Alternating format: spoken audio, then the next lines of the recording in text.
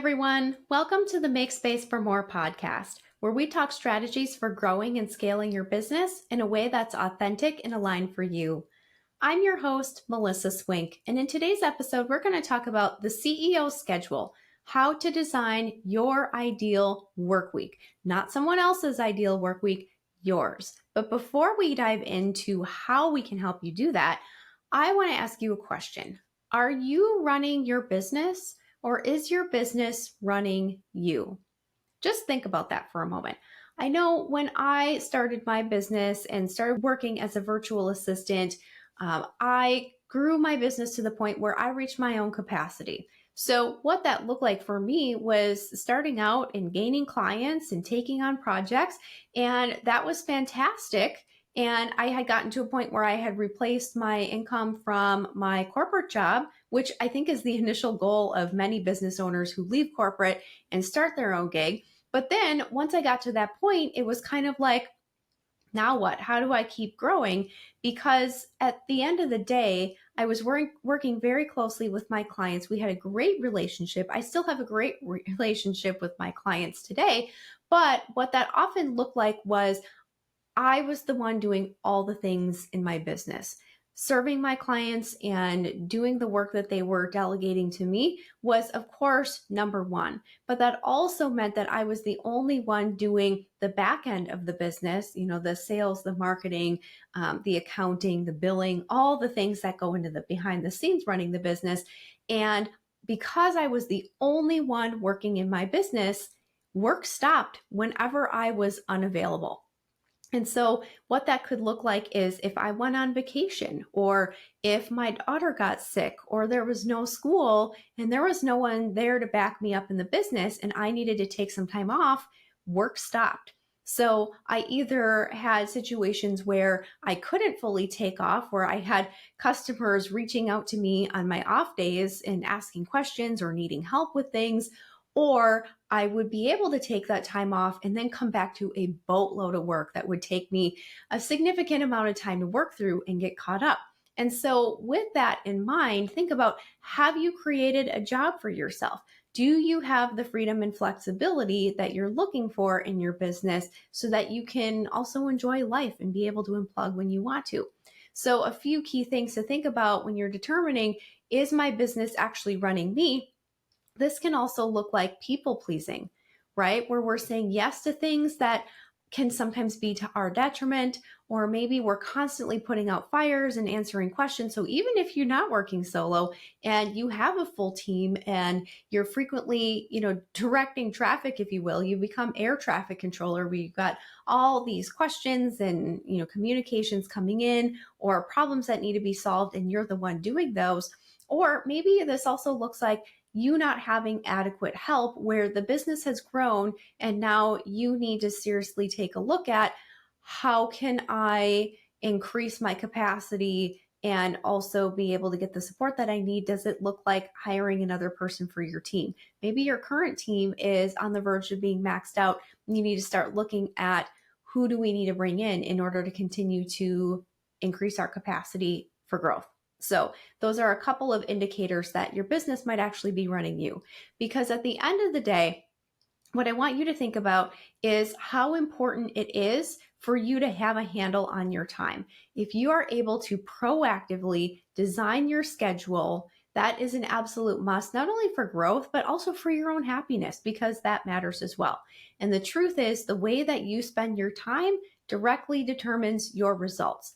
So as I was looking at recently the way that I'm spending my time, it caused me to revisit my schedule and the way that my calendar is structured. And here's a few other examples that you might relate to. I just shared about the early days of my business when I was primarily working solo. And then now, fast forward to today, we have a team of 25, including myself. But that also means that I need to continuously look at what I'm spending my time on. I hate to break it to you, but growing a team is not a one and done scenario where it's like, oh, I've hired a virtual assistant and, now everything is good. I have help with these things. This is kind of those situations where it's like new level, new devil.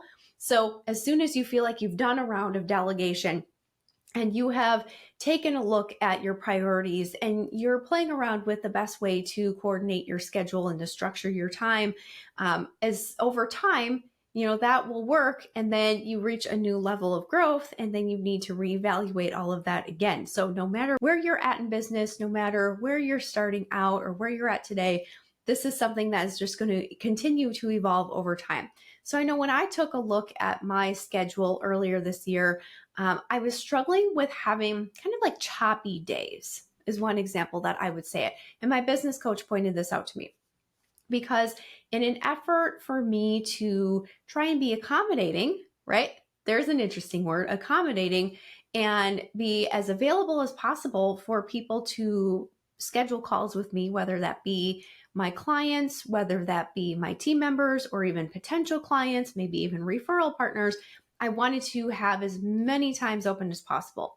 But what happened is that, certainly plenty of days I had very full meeting days, but there would be times where I would have a meeting and then I'd have about 20 minutes until my next one. And then maybe I'd have an hour to the next one. And it was just meant that I was switching on and off all day long, but I didn't have quite enough time to really get into deep project work.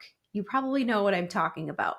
So what I ended up doing is shifting the way that my calendar is structured so that I have my meeting days and my non-meeting days.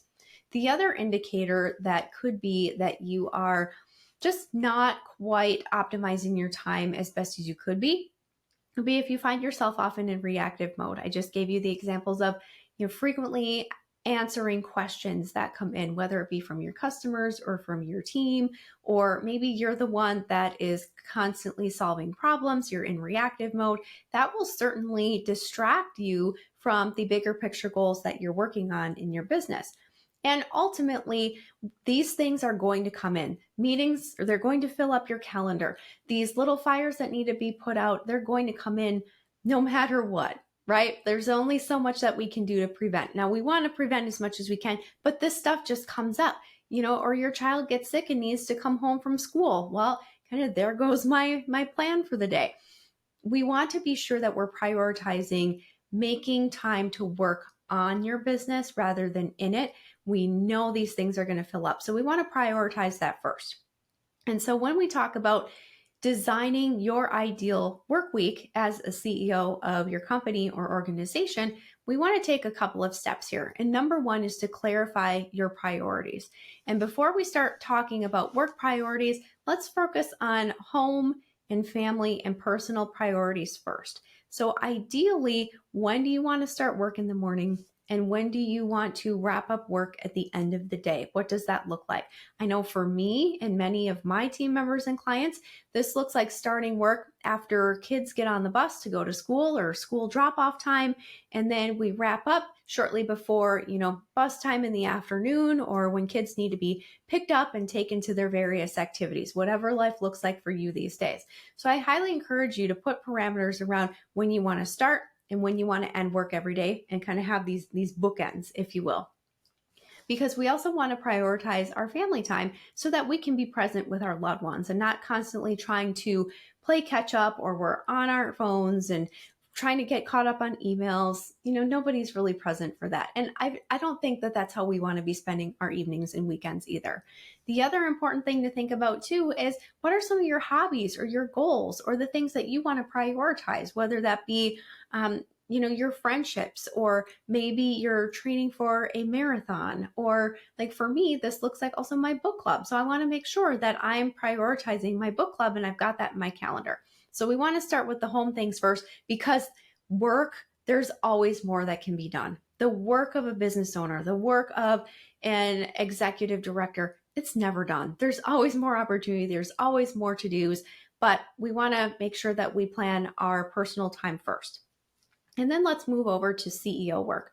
So this can look like strategy time, your planning, your visioning, prioritizing growth and business development. These are the big picture things that are going to drive the business forward. This can also look like your sales time as well, and developing strategic relationships and collaborations, ultimately, again, contributing to business development. So we want to look for these most important needle movers and put those in the calendar first. So we want to clarify what these priorities are. We're not quite at the point where we're going to plot this out on the calendar, but if you're playing along with us and you're writing these things down, what are the priorities both on a personal and a work level? Okay, the second step to designing your ideal work week is to look for opportunities to batch your work. So, for example, today is Wednesday and I'm recording this. Wednesdays are my podcast and marketing days. So, I generally don't take external meetings on Wednesdays. This is where I can heads down focus on recording podcasts and quality content for all of you. This is when I may meet with my marketing team to talk about our focus areas and priorities and our upcoming themes that we want to be focusing on. This is time that I may develop, another webinar or an event that's coming up. You get the idea. But just for an example, we want to batch the time that we're spending in these areas. So again, our brains aren't switching back and forth. So you can look like, as I had shared, maybe this looks like for you batching your meeting days where you try and consolidate the time that you are meeting with others. I just mentioned like marketing and video and content creation. Maybe you have a recording day, or maybe you're part of a networking group that meets, say, on Thursday mornings. And so you're going to have that be your networking focus. So you want to go to that networking meeting, and then maybe you want to have a one-on-one with somebody afterwards. And then that's your Thursday morning. Another area that you might want to consider batching is reviewing financials. Whether that be, depending on the stage where you're at in business, maybe there are particular days of the week where you focus on, paying bills or invoicing clients or checking out your cash flow and budgeting for the upcoming month, all of that. Maybe there's a time that you want to block off for this. So look for opportunities to batch so we're not constantly switching back and forth between different types of activities. Another idea could be theme days for you, where maybe we're doing strategy work on Mondays, maybe we're doing networking on Tuesdays, maybe we are doing financials and projections and meeting with our accountants or bookkeepers or CFOs on Wednesdays. You get the idea. Theme days might be your jam to kind of consolidate and help make sure that we're not switching the brain back and forth between different types of things each day. So once we start thinking about things that can be batched, then the third step is to block your calendar for alignment and productivity based on the items that we just talked about. So first things first, what we want to do is block off that personal time, like we talked about, because we want to protect that. Work always seems to seep in. So we want to put some parameters around that. And then we want to leave open blocks where you want to encourage people to schedule meetings with you. We want to leave those open, especially if you use an online tool and scheduler to encourage people to book meetings with you, like maybe Calendly or Acuity. There are so many out there now. You get the idea. But by leaving that open block of time, that tells that system, hey, there's no conflict. This is open and available. So we want to leave those open.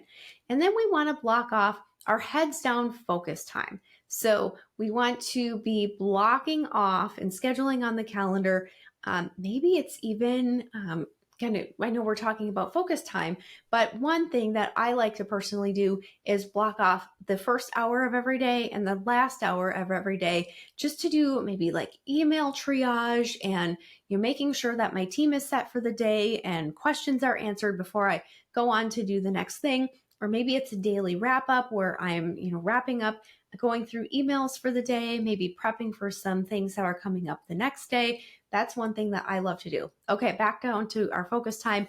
That is when we're going to prioritize, when are we doing our marketing work? When are we meeting with potential referral partners? When are we doing our networking? And block down that focus time as well, that dedicated time that we don't necessarily want to leave wide open for people to book. So all of that being said, I would love to hear from you. How do you structure your time?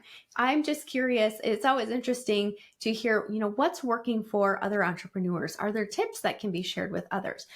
One side note, I do have a client who she doesn't necessarily have the ability to block off large amounts of heads down focus time during her week because she's very client facing in the work that she does, but she does block the fourth week of every month, the last week of every month, for no meetings. And that is when she has her whole week of heads down focus time. Even maybe make some availability for some personal appointments as well. If she needs to get in for a massage, or, she'd like to get in for a massage, or needs to go in for a doctor's appointment, a routine exam, that sort of thing. She reserves that week for her to prioritize herself and her business without the interruptions of meetings with others. So that's one other tactic as well. So again, curious, how do you structure your time? Email me at hello@melissaswink.com. I would love to hear from you. Thanks so much for tuning into this week's episode, and I'll be back next week with another episode of Make Space for More. Have a wonderful day. Thank you for tuning in to another episode of Make Space for More. We know these insights are valuable, and we hope you are inspired to keep growing your business beyond you. Remember, growth is a journey, and you don't have to go it alone. Until next time, keep automating, delegating, and elevating your business. This is Melissa Swink, and I'll see you on the next episode of Make Space for More.